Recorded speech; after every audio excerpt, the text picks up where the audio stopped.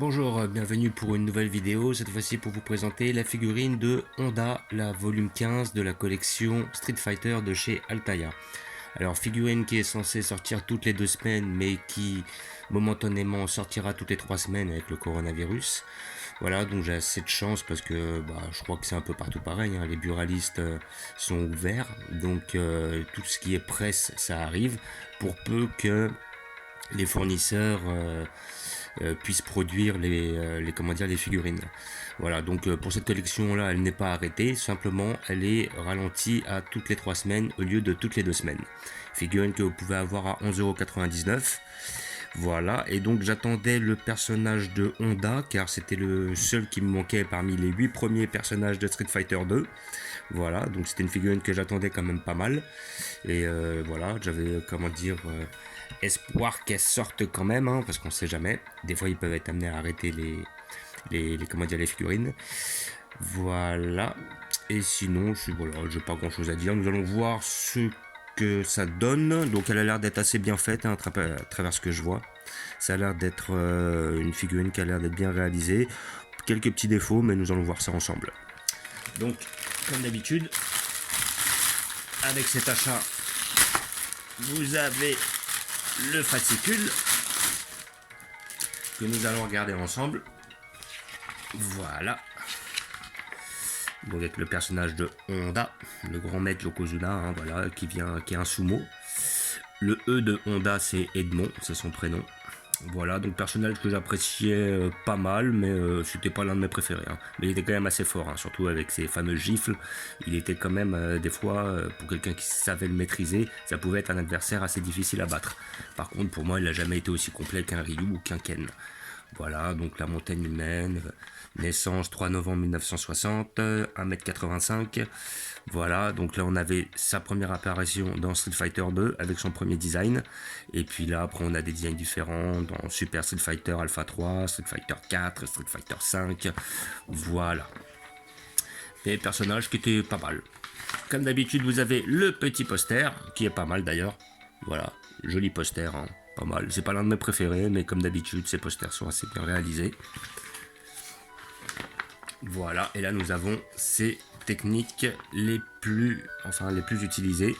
Donc là nous avons le Ender Hand Slap, donc l'usine à claque, effectivement, qui était l'une de mes techniques préférées, hein. Dès que vous aviez bloqué votre adversaire dans le coin, vous pouviez faire cette technique et ça permettait des fois de gagner. Voilà, c'était surtout un personnage exclusivement corps à corps, hein, vu qu'il était déjà imposant et que la plupart de ses techniques sont des techniques qui sont quand même assez rapprochées. Voilà, après le sumo hit bud, le boulet de canon humain, enfonçant sur l'adversaire, ici. Là, voilà, Yokozuna pilonneur, c'est-à-dire quand il arrivait, il sautait et retombait sur sa cible. Et là, après, tsunami dévastateur, donc ça, je pense que ça doit être une des techniques qui a été incrustée par la suite dans les volets après les premiers Street Fighter sur Super Nintendo. Voilà, et donc là nous avons Street Fighter 3, Second Impact Giant Attack, avec certains protagonistes que je ne connais pas d'ailleurs, hein, je suis désolé, hein, pour la simple et bonne raison que je me suis pas attardé plus loin que le Super Street Fighter 2. Donc après j'aimais bien les versions qu'ils avaient fait dans les Street Fighter versus Capcom, ou Street Fighter versus X-Men, ou SNK, tout ça, j'avais bien aimé ces volumes là. Mais après bon, dès qu'ils sont passés à la 3D, j'avoue que je suis passé de Street Fighter à des jeux comme Tekken, à l'époque Toshiden, Soul Calibur, tout ça, qui étaient des jeux qui m'intéressaient plus. Voilà. Donc normalement la prochaine qui va sortir dans 3 semaines, ça sera la figurine de Sakura. Je suis pas sûr que je la prendrai, étant donné que Sakura fait pas partie des personnages que je désire réellement obtenir. Voilà, elle a l'air d'être bien faite en tout cas, mais je pense pas que je la prendrai. Je pense que je prendrai plutôt celle de la semaine d'après, enfin celle de la prochaine qui sortira, c'est-à-dire dans 1 mois et demi, hein, si ça reste sur le même débit de sortie, avec la figurine de Tiank. Hop, et nous allons voir ce que ça donne. Donc, comme d'habitude, vous n'avez pas besoin d'être muni de couteau, hein. Voilà, vous pouvez l'arracher, c'est pas le genre de boîte que vous pouvez réellement garder une fois qu'il est ouvert. C'est comme un blister. Voilà, donc nous avons le personnage ici présent. Alors, et nous allons le voir de plus près. Donc il a l'air d'être bien réalisé, hein. Ça va, donc la tête elle Elle est pas mal, mais sans plus, hein. On reconnaît le personnage, évidemment, hein, mais bon, elle n'est pas extrêmement ressemblant. Donc on voit que le personnage est assez balèze. Là, on peut voir une ligne au niveau du bras, qui est pas terrible, hein, parce qu'on voit que le bras a été collé par la suite. C'est pas... voilà, c'est un détail, mais par contre, c'est pas exceptionnel. Là, par contre, on peut voir que, là, au niveau du corps, il y a quand même une certaine démarcation par rapport comment dire, à son drap qu'il a pour protéger ses roubignoles. Alors, on voit son slip, pour peu. Voilà, donc après les peintures, bon, il y a des petits défauts. Là, sincèrement, il y a des petits défauts, ils auraient pu mieux faire. Voilà, donc on voit, il est quand même assez musclé. Voilà, là, on voit quand même les lignes là au niveau des abdos, voilà, qui sont pas superbes. Là, voilà, là, il y a un manque de détails. Sur certaines figurines, ça ne le fait pas. Là, sur celle-là, par contre, je pense qu'il y a un manque de finition. Bon, après, comme d'habitude, hein, on est sur des figurines à 11,99 €, c'est-à-dire à peine 10 balles. On va pas être hyper exigeant non plus, mais voilà, ça fait plaisir quand même quand il y a très peu de défauts par rapport à la figurine. Là, on voit une petite ligne au niveau du cou, là, comme vous pouvez voir là, ici, là, qui vient remboîter la tête dedans. On la voit bien. Les lignes sont assez apparentes sur celle-là. Hein. C'est pas pour moi l'une des mieux faites, mais bon, c'est comme ça.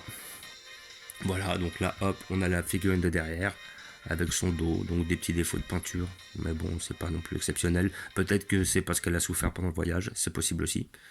Et là, vraiment, la ligne au niveau du bras, on la voit bien. Là, vraiment, limite, on a l'impression qu'on a collé le bras comme ça, quoi. Là, franchement, ça, c'est pas terrible. Voilà, donc là, on a une petite ligne au niveau du bras, mais elle se voit beaucoup moins. Voilà, la jointure à ce niveau-là. Ouais.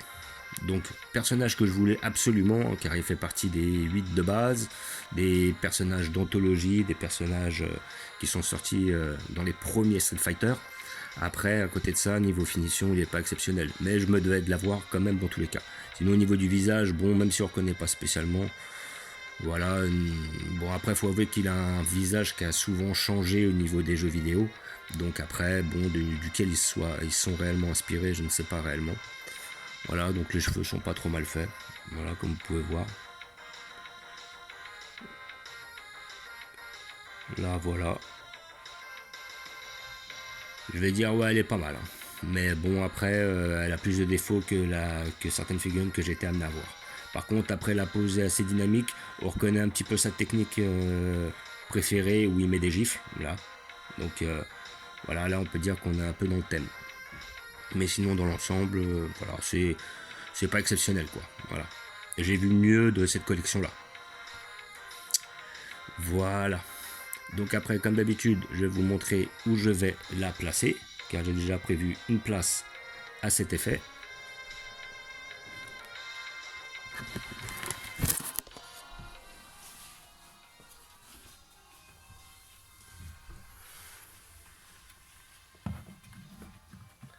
Voilà.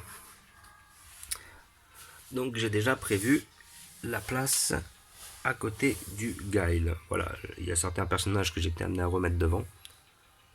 J'ai mis le bison dans le coin, le Blanca juste à côté, le Guile a fini au milieu, donc le Honda finit juste à côté, et j'ai mis le Vega dans le coin.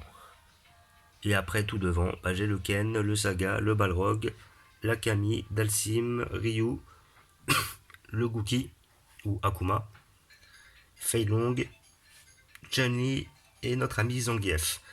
Et donc je suis content car j'ai maintenant les 8 figurines de base jouables dans Street Fighter 2. J'ai les 4 boss, c'est-à-dire Balrog, Saga, Vega et Bison qui sont jouables dans le Street Fighter 2 Turbo. Et j'ai 2 des 4 personnages de Super Street Fighter 2, c'est-à-dire avec le personnage de Kami, que vous pouvez voir là, et le personnage de Fei Long. Donc j'attends le T-Rank et j'espère que j'aurai la possibilité de toucher le DJ. Et immanquablement le petit Akuma que vous pouvez voir là, qui est l'un de mes persos préférés que j'avais connu après les volets. Donc je sais plus à partir de quand il est apparu, hein, je peux pas réellement vous dire. Il n'était pas dans les premiers, ça c'est sûr. Voilà. Donc, étant donné qu'il y a beaucoup de magasins qui ferment hein, en France, donc il y a beaucoup de magasins qui vont être fermés jusqu'à une durée indéterminée, donc tous les Micromania, tous les magasins de figurines et tout, il y a toujours possibilité de commander sur internet, hein. Mais par contre la plupart des magasins sont fermés, Donc je pense que je vais avoir beaucoup moins de vidéos à faire car beaucoup moins de figurines à acheter que je vais recevoir. Mais je vous remercie quand même de regarder. N'hésitez pas à vous abonner ou à mettre des pouces. Comme d'habitude, je vous dis à bientôt. Et puis bah bon courage pour ceux qui sont en France, pour ceux qui vont être confinés chez eux pendant je ne sais combien de temps. Moi ça c'est un truc qui me gave totalement. Être franc. Voilà, niveau professionnel c'est quasiment en stand-by. Voilà, après pour les sources de revenus ça va être plus difficile pour certains que pour d'autres. Mais par contre le fait de rester confiné chez moi, ça par contre c'est quelque chose qui me gave énormément. Aussi bien par le fait de ne pas pouvoir faire d'achat que le fait de ne pas pouvoir se déplacer, de ne pas pouvoir se réunir, de ne pas pouvoir aller travailler aussi. Ça c'est quelque chose qui va me saouler et je souhaite bon courage à tous, sincèrement, parce que je pense que ça va être peu simple pour beaucoup de gens. Voilà, merci d'avoir regardé et ciao.